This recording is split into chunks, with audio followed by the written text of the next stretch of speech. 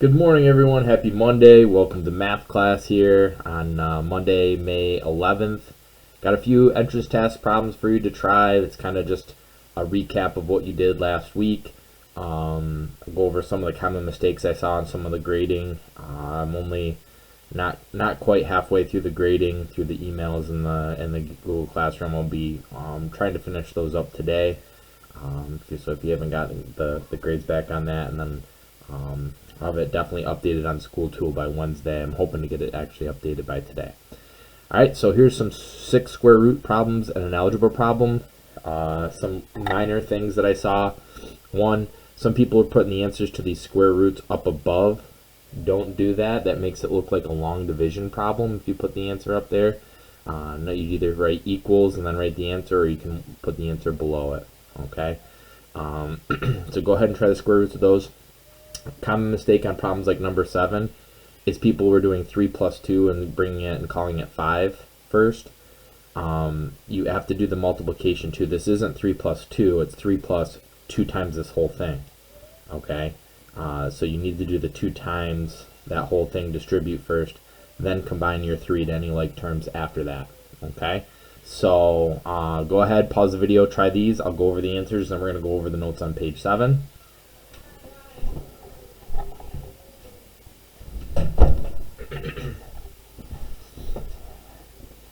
Alright, square root of 64 is 8, because 8 times 8 is 64. Square root of 100 is 10.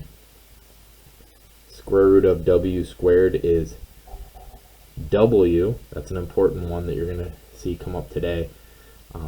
Squaring and square rooting are opposites, so they kind of get rid of each other, and you're left with w, and it does meet the definition. W times w is w squared, just like 10 times 10 is 100, and 8 times 8 is 64. Alright, square root of 49 is 7. Square root of 9 over 25 turns out it's the same thing as the square root of 9 over the square root of 25. So that's just going to be 3/5. By the way, if you do 3/5 times 3/5, you do get 9/25, so it still works. And the square root of 196 is 14, because 14 times 14 is 196. Now, again, I'll reiterate this point again. Putting a negative in front of all these answers would still make these true. Negative 8 times negative 8 is 64. Negative 7 times negative 7 is 49. It's just they assumed when you're calculating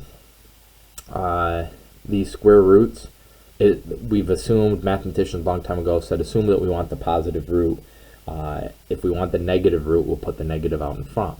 You're going to see today when we're solving an equation for an unknown, we don't know if, since the variable, the missing number, is unknown, we don't know if it's the positive or the negative root, because it's unknown. We don't know.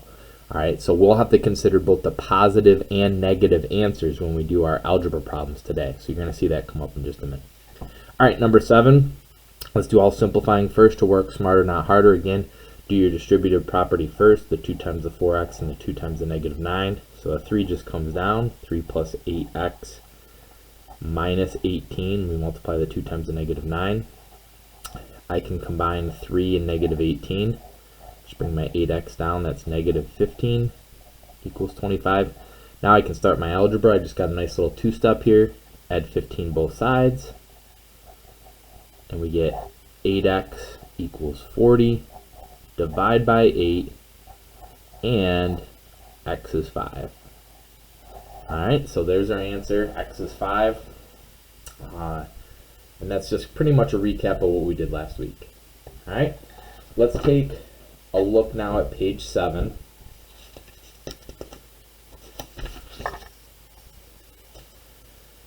So we're going to be solving equations with squares in them. Okay, so it says our goal is going to be, this is the best way to do it, is instead of thinking as trying to get x alone first, let's try to get x squared alone first. Okay, so we'll do all the other same algebra steps that we did to get x alone to get x squared alone. Once you've got x squared alone, the last thing is to get rid of a square. The opposite of squaring is square rooting. So we'll take the square root as that last step. Alright, so here's the first problem where x squared is already alone, so there's no other algebra I have to do other than get rid of the square. Well, how do I get rid of a square? Take the square root of both sides. Okay, and the square root of x squared is x, and the square root of 9 is 3. But you see how we put this little plus, this is called a plus or minus sign, a plus and a minus there. And this is just a shorter way of basically writing your answer is x equals 3 or x equals negative 3. It could be either one of those answers. So the shorthand way mathematicians did this was by making this plus or minus sign. X equals either positive 3 or negative 3. Okay? And again, the reason is because we're solving for x. We don't know if they want the positive or negative root, or maybe even both. Alright? Example 2, we want to get x squared alone first. Well, I have this minus 8 I got to get rid of first. The opposite of minusing 8 is adding 8 both sides. And that leaves me with x squared equals 25. I then took the square root of both sides to get rid of that square, and I'm left with x equals plus or minus 5. Don't forget that plus or minus sign. Example 3 is about as hard as we get for problems here. I have a 10 and a times 3 that are both bothering the x squared that I got rid of first. So I do it the same way I would if I was just solving for x. I'm solving for x squared first. Get rid of positive 10 by subtracting 10 both sides. Left with 3x squared equals 12. Divide by 3 both sides. I'm left with x squared equals 4. Square root each side.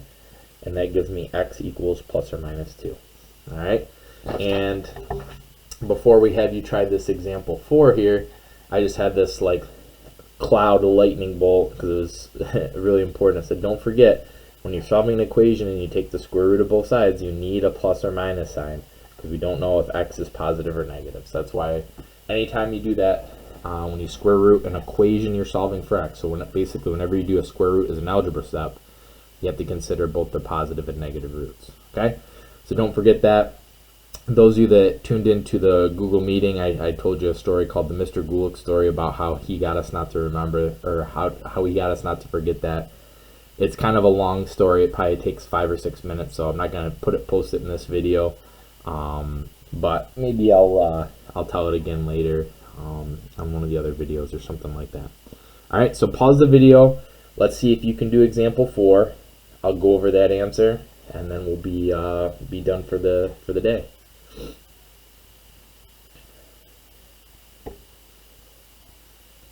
Alright, hopefully you paused it and tried it. So I'm going to get rid of the 15 first by subtracting 15 both sides. There's my first algebra step. Bring down my equals. I'm left with x squared on this side. 31 minus 15 is 16. I still have just a square. I've now got x squared alone, but now I got to get rid of the square. The opposite of squaring is square rooting, so I take the square root of both sides. And as soon as I do an algebra step that I take the square root of both sides, I got to remember the plus or minus sign. So square root of x squared is x. X is alone. Square root of 16 is 4. So my answer is x equals plus or minus 4. Positive 4 or negative 4. That's my answer. Alright? So that's how you do these problems here.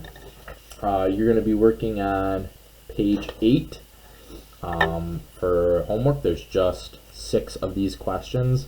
You have 4 examples to look at to try to help you to do these. There's nothing that you'll see on page 8 that's really any different than anything you see here. Okay? So try that, and we'll do more practice on the interest test tomorrow. Have a great Monday, and I'll talk to you tomorrow. Bye.